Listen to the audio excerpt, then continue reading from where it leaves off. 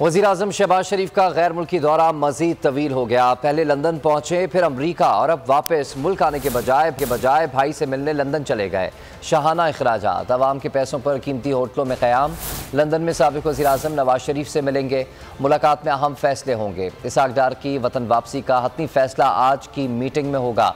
वज़ीर-ए-आज़म के साथ ही मुल्क वापस लौटेंगे। लंदन में सहाफ़ियों से गुफ्तगू में इसहाक डार का कहना था कि बुध की वापसी है। वज़ीर-ए-आज़म का तवील गैर मुल्की दौरा, पहले लंदन की सैर की, फिर अमरीका यात्रा, अब दोबारा लंदन पहुंच गए। लंदन में साबिक़ वज़ीर-ए-आज़म नवाज शरीफ से मिलेंगे। इसहाक डार की वतन वापसी का हतमी फैसला आज की मीटिंग में होगा। मीटिंग में मजीद कई अहम फैसले लिए जाएंगे। इसहाक डार की बुध को वतन वापसी मुतवक्के है। लंदन में सहाफ़ियों से गुफ्तगू में कहा, आज फैमिली मीटिंग थी, एक और मीटिंग होगी जिसमें वापसी का हतमी फैसला होगा। वैसे बुध की वापसी की बुकिंग है। इससे कबल वज़ीर दाखिला राना सनाउल्लाह ने तस्दीक की थी कि इसहाक डार अगले हफ्ते पाकिस्तान वापस आएंगे। इसहाक डार वतन वापसी पर बतौर सेनेटर हल्फ भी उठाएंगे।